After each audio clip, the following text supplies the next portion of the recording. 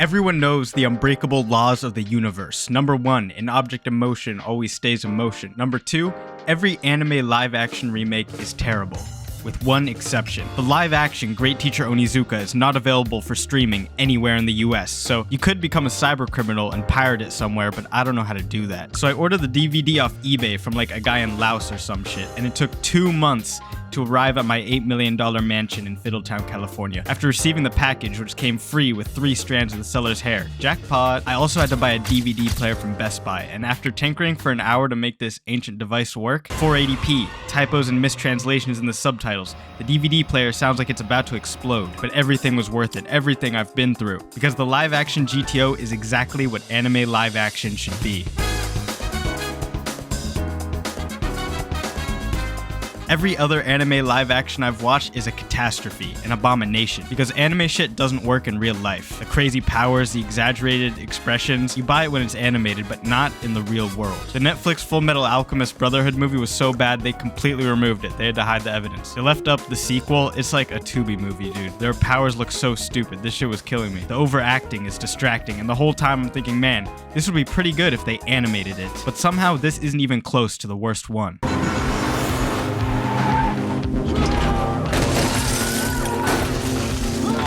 This is L in the Death Note live action.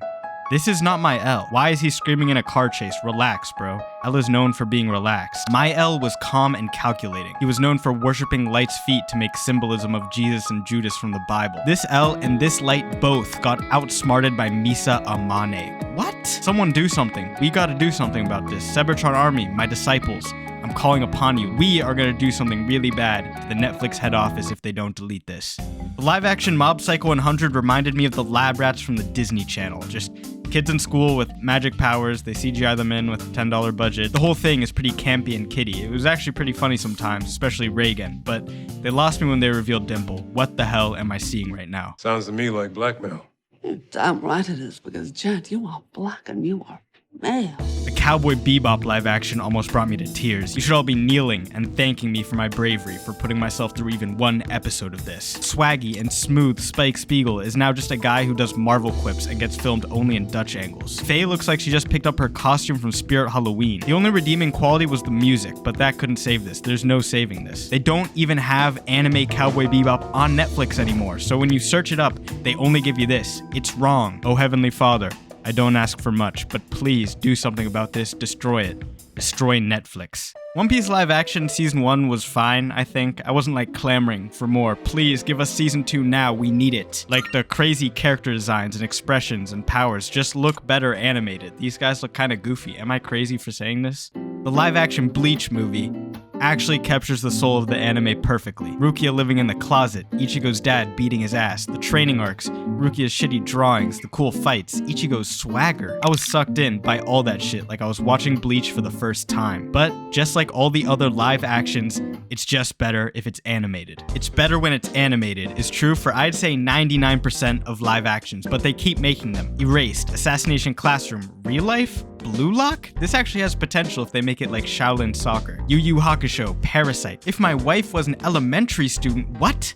They made a live action of what? Obviously this is crazy and I would never watch this. Yes, I watched it. It's research for my YouTube career. So this guy's dead wife is reincarnated and he meets her again when she's 10. It starts off kind of wholesome. But by episode 2, this guy gets freaky and he's an MAP, a minor attracted person. He started holding his 10-year-old wife's hand on a date to the movies while she's like giggling at a kid's movie. Also, his main romantic rival is a 10-year-old boy who his wife's into? Bro, this shit is out of control. And then he was saying he'd marry this 10-year-old when she turns 18. This scene was killing me, dude. But you guys know I have my ear to the streets, always, my finger on the pulse. And on the streets of Reddit, I picked up a lead. People said that there's a Great Teacher Onizuka live action remake that's really good. And following this lead was one of the best decisions I've ever made.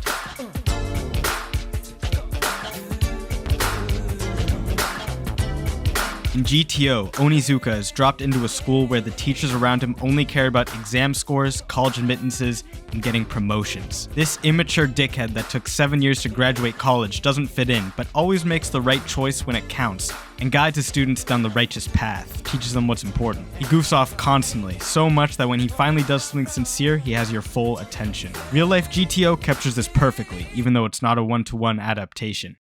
This show opens with Onizuka being told by his friend that there's a job opening at a private school nearby. He rushes off on his motorcycle just like the anime, but wait, that's not him. He's riding his bike like a bum who's poor. When he gets to the interview, in the anime, it's played for jokes. The vice principal reads his resume. People say I'm sociable. People say I'm athletic. And Onizuka makes faces back. In the real life version, there's only one joke. なんで香港を志望されたんですか？いや、ですからそれは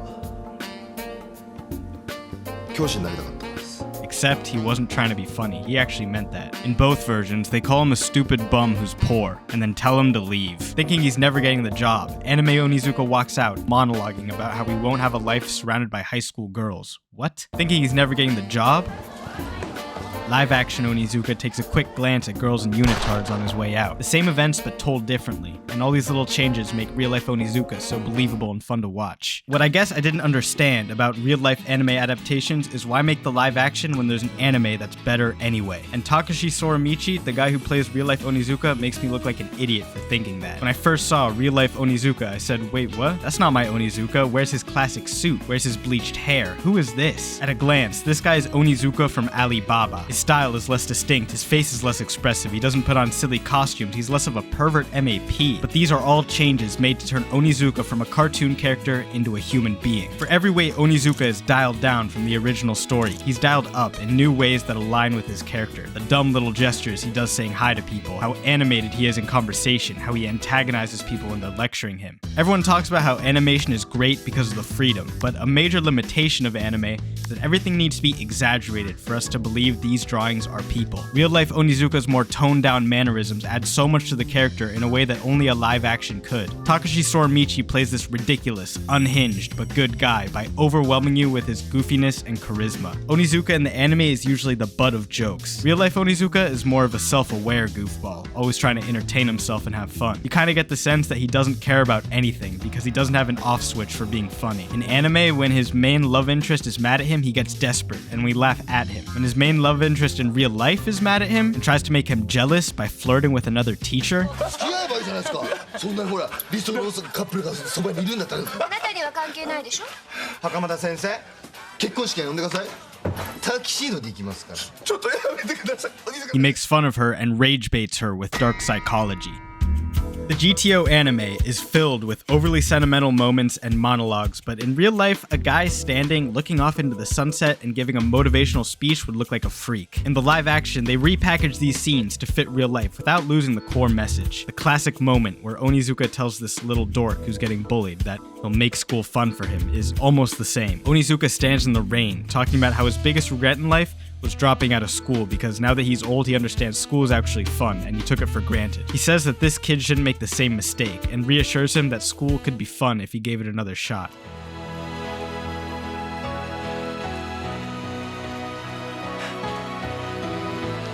おいやめ。おいいいぞもう雨。な、もうやめよ。 Actually, he's making some students spray him with hoses to look more dramatic. And he had a bet going about whether he could get this kid to come back to school. I fucking love this shit. They took a scene that would be corny in real life, acknowledged that it's overly sentimental, but still delivered the same message. A big chunk of the GTO real life is an enemies to lovers rom-com. This is a daring change. In the GTO anime, Onizuka saves Fuyutsuki from the vice principal who's using the bus braking to make his face press against her butt. From that moment forward, she basically understands Onizuka is a good guy. In the live action, Fuyutsuki starts off hating Onizuka like everyone else, thinking he's just some bird brain Nimrod who doesn't even understand being a teacher. Over time, they build this great chemistry and become like partners in crime. Arcs where Onizuka is out alone saving his students in the original story, in real life, Fuyutsuki schemes with him and helps him out. She's a lot more devious, but has the same kind heart. It's actually like so nice. The moments where they're just hanging out do so much for these characters, and over time, they build like this great chemistry. Did I already say that? They even got married in real life. Like not Like the actors got married after doing this show. Like we just watched true love unfold. Am I gay if I think that's like really cute? In the GTO anime, Onizuka saves Fuyutsuki from the vice principal, who's using the bus braking to make his face press against her butt. I had to run that sentence back. And then they go on like nothing happened. Like this doesn't really affect her. She's cool with the vice principal. This is, if you think about it, fucking crazy. In the anime, Fuyutsuki is a docile, smiley, agreeable woman. The ideal woman. Ideal for us guys. In GTO real life, Fuyutsuki is a victim of even more casual and constant sexism. And her life fucking sucks. Like this shit really gets to her. Everyone expects Fuyutsuki to be a docile, smiley, agreeable woman when she actually likes gambling, drinking alone, and doesn't even really want to be a teacher anyway. 藤月先生、神ちゃんのね座敷予約しといてください。あ、それから皆さんから会費集めるの忘れないで。一人3000円ってとこですかね。私がですか？何言ってんすか。藤月先生以外誰が漢字やるんですか。When she's kind, people take her for granted. When she's assertive, people call her uppity and out of line. Don't cause problems, woman. Ugh. This is why I hate girls. Every time she builds up enough courage to speak her mind, you're going, yes, use girl power, say it, woman, go. And then immediately she's dismissed and punished. As a feminist, which I am, I think they shouldn't do that to her. Girls, my email's in my bio. This change fits the story so well because now Onizuka and Fuyutsuki are in the same boat, profiled as being inferior. This helps their beautiful love flourish in a believable way, but it also drives home what the anime tries to tell us, that sometimes the status quo is wrong and just needs to be shaken up by people whose hearts are in the right place.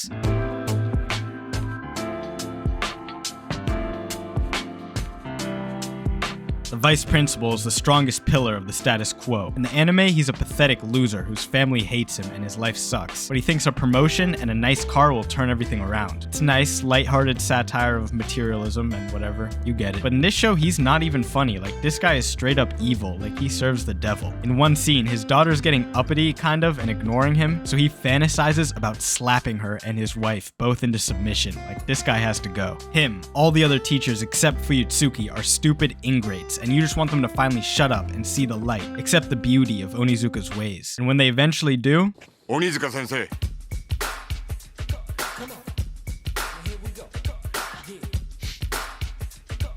初めてですよ。教頭先生に背負われんの。 I realized this was probably the best anime live action.